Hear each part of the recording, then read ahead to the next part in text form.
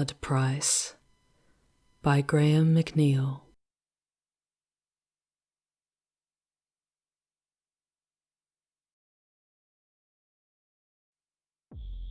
"Has there ever been a day like this?" said Governor Tarkel Roshin, puffing out his chest and brushing imagined specks of dust from the puffed sleeves of his fur-lined pelisse.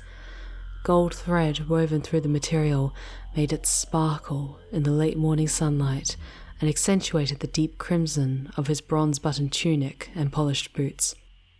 "Not in living memory, my lord," answered Nuri, adjusting the golden scabbard at the governor's hip. "How long has it been?" 263 years, my lord."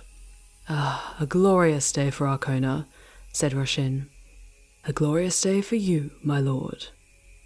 Roshin nodded, pleased Nuri understood the nuances inherent in this moment. He expected no less. His body slave was attentive to detail, and Roshin was forced to concede the man had done a commendable job in making sure he was presentable. On a day like today, appearances were everything.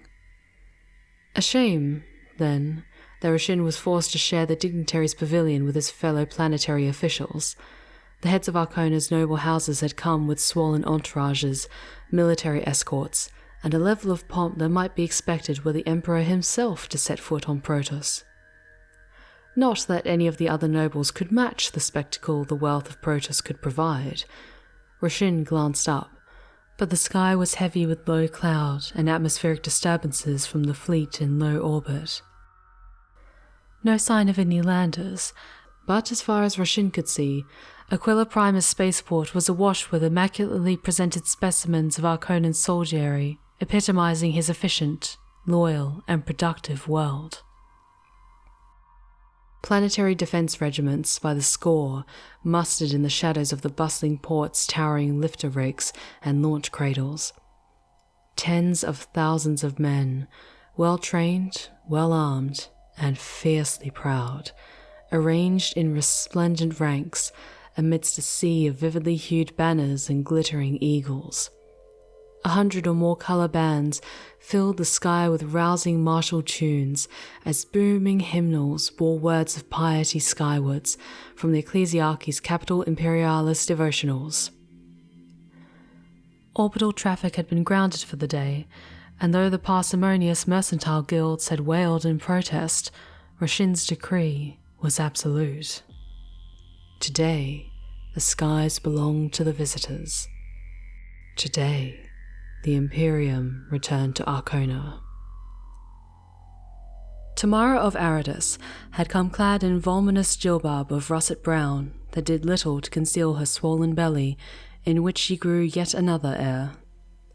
Roshin wrinkled his nose as he caught a faint whiff of industrial-grade chemical fertilizers in the folds of her robes. "How many does that make now, Lady Tamara?" he asked. "This will be my 13th child, Lord Roshin." 13?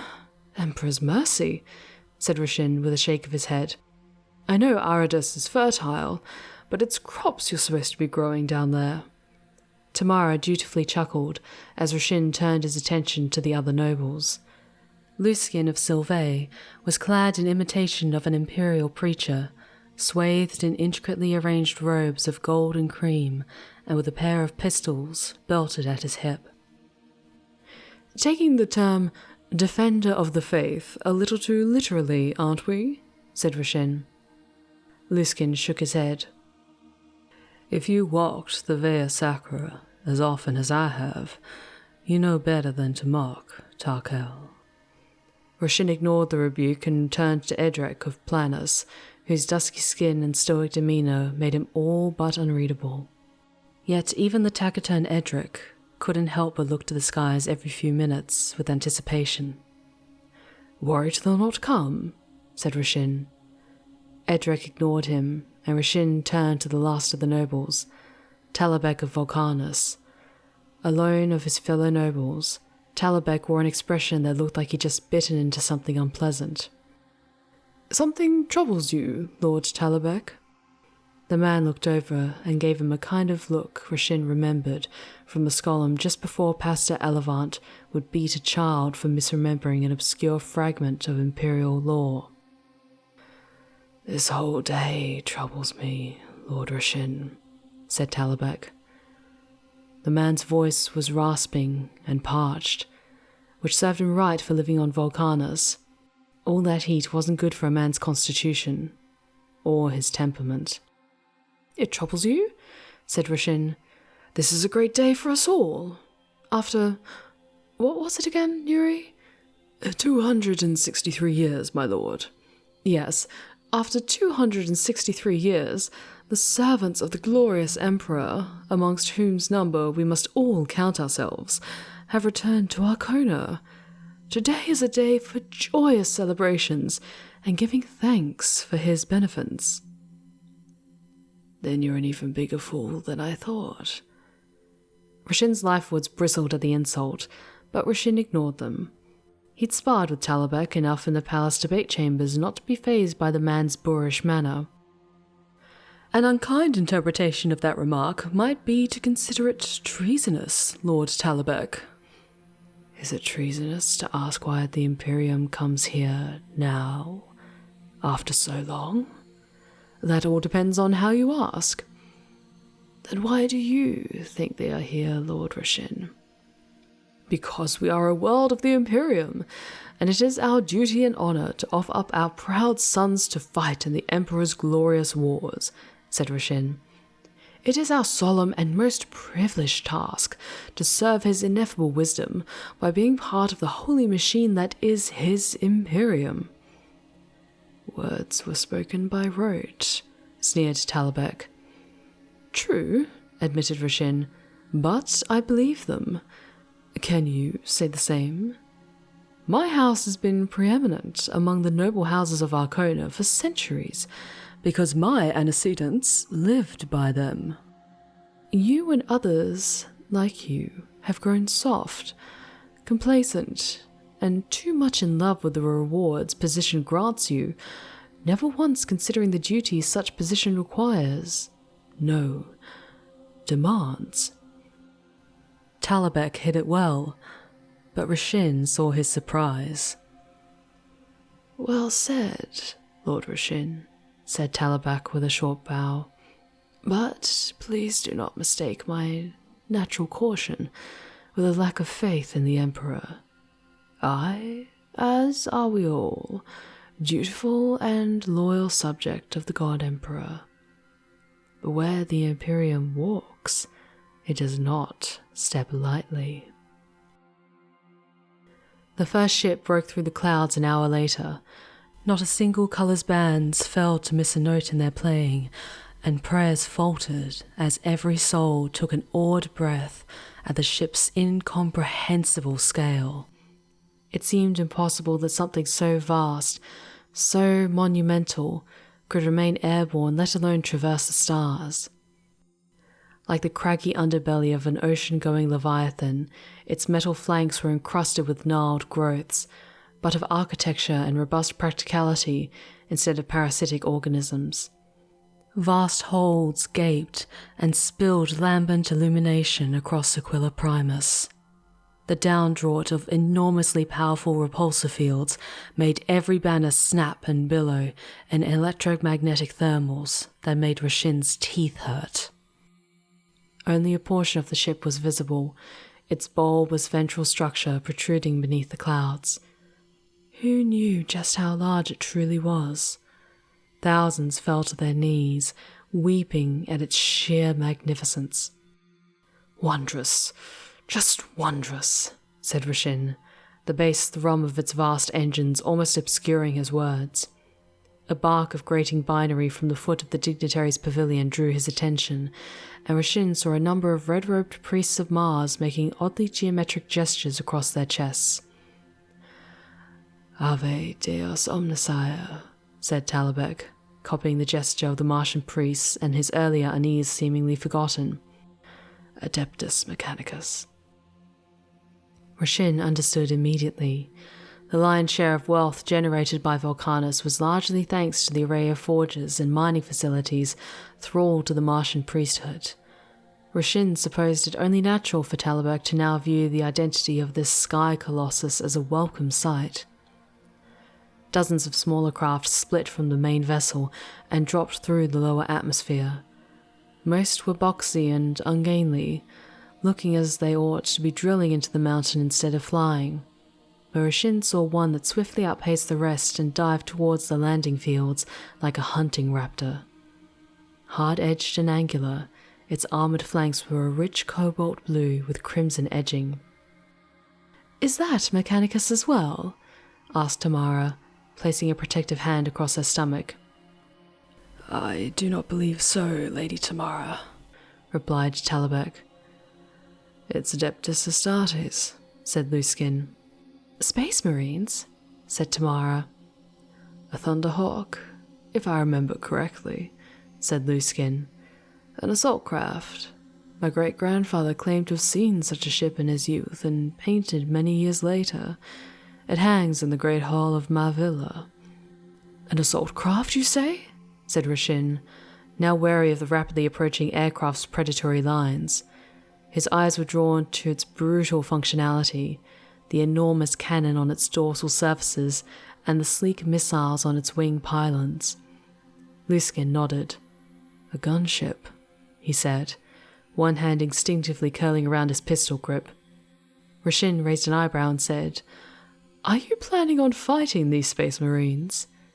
Luskin released the weapon with an embarrassed cough. The gunship flared its wings, slowing its hurtling descent at the last moment. Searing jet wash battered clear space for tens of meters around it, and Rashyn shielded his eyes as clouds of dust billowed over the platform, ruining the fabric of his pelisse and tunic. Hours spent polishing his boots wasted. Well, hours of Nuri's time wasted. He coughed and waved away the fog of hot grit and exhaust gases as a ramp beneath the prow of the gunship lowered. The dust obscured the disembarking crew, but even partially occluded, Rashyn felt his heart thud against his chest at their inhuman scale. He'd heard tales of the Adeptus Astartes, who in the Imperium had not. Each retelling magnified their deeds and might, until such warriors became little more than legends of immortal gods to walk in children's tales, mythic heroes conjured by fertile imaginations to vanquish evil. The dust settled, and Rashyn now understood even the tallest of such tales fell woefully short of the truth. One Space Marine would have been awe-inspiring, but 10 were marching from the gunship. 10 giants in strikingly blue armor, the heavy plates edged in crimson, and the eagles upon their plastrons forged from purest gold. They towered over a tall, elegantly willowed adept in robes of scarlet and slate grey. Rashyn had seen enough tech priests to recognize another member of the cult Mechanicus. The adept's lower jaw was a ceramic death mask of acid-etched circuitry, his elongated skull tonsured with a fringe of silver hair. Arms formed from slender latticeworks of multiple-jointed articulations were in constant motion around him like mechanized snakes. A pack of goggled servitors, bearing an assortment of books and analytical devices, followed a respectful distance behind him. The adept appeared not to notice the armoured giants surrounding him, and tapped a black-feathered quill stylus on a wooden-framed data slate with a pincered limb of engraved jet. The guards at the foot of the ramp leading to the platform stood aside, understanding they could no more prevent the approach of the Space Marines than they could the approach of nightfall. Rashyn pulled himself together and stiffened his spine. The Adeptus Astartes were titans of flesh and blood, but the adept, augmented as he was, remained a man. Titans in war-struck plate were one thing, but a man could be dealt with. Even one with 10 Space Marines as an honor guard. "Welcome to," began Rashyn, but the adept lifted a bronzed hand, palm outward. He did not look up. His eyes, softly glowing augmetics, Rashyn now saw, scanned the slate. "Confirm that this is planet Arkhona," said the tonsured Martian adept.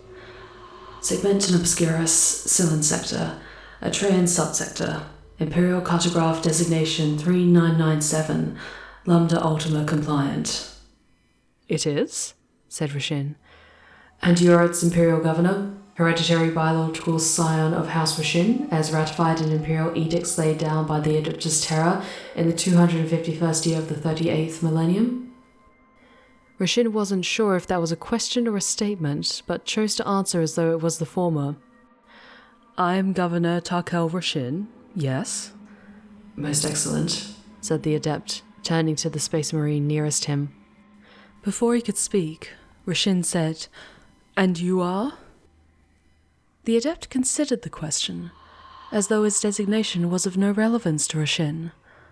He paused, as though listening to an unheard voice. I am Adept Nyla, Circuiter Attributi of the Adeptus Mechanicus, he said, making a quarter turn to point his quill stylus at the nearest Space Marine. And this is Sergeant Protus of the Ultramarines chapter of Adeptus Astartes. It is an honor to receive you, said Rashin. It has been 263 years since the Imperium last turned its benevolent gaze upon Arkhona. 266, Terran sidereal, corrected Nyla. The check digit in your planet's chronometers indicates an unverifiable deviation from the Astronomicon baseline. Oh, well, then we have even more reason to be thankful for your return, said Rashin. Enough, Nyla, said Protus, his voice impossibly deep and sounding like rocks in a grinder. We do not come to Arkhona to discuss technicalities. We come to prepare for war. What war? Said Rashin, taking a step back at the blunt force of the Space Marine's words. He knew the warriors of the Adeptus Astartes spoke. Of course they spoke. But in the devotional holopicts, their voices had the lofty tones of heroes, not this atonal rumble. You are the governor of this world, said Protus, yet you know nothing of the threat pouring from the eye? Threat? I know of no threat. The forces of the ruinous powers were strong, and our bitterest foe stands poised to unleash a black crusade. All strength of arms must be yoked to the Imperium's defense, said Protus. Rashin turned to Nyla for clarification. The Adept nodded and said, Arkhona lies within the Sectundus Tithe volume of the Ocularis Terrabus, a spatial anomaly more commonly known as the Eye of Terror. As laid down in Arkhona's planetary charter, established in the 232nd year of the 31st millennium, you are oath-bound to supply such and material as decreed by the Departmentum Monitorum whenever a threat of sufficient magnitude is declared by the reigning Sector Lord. Nyla finally deigned to meet Rashin's gaze. Such a threat has been declared. The nobles of Arkhona looked up as the sky split with a thunderous roar. The bands fell silent as hundreds of ugly slabs of blackened steel dropped through the clouds on blazing columns of blue-hot fire. Enormous bulk haulers, freighters, refinery vessels and geoformers, all stamped with the cog-toothed skull of the Adeptus Mechanicus. A fleet of exploitation, designed to strip a planet's resources and bear them into hostile war zones. Vast troop transports dropped like falling hab blocks, forcing entire regiments to scatter, lest they be crushed beneath their inexorable descent. War demands its blood price, said Protus, stepping in front of Rashin. And Arkhona will pay its share.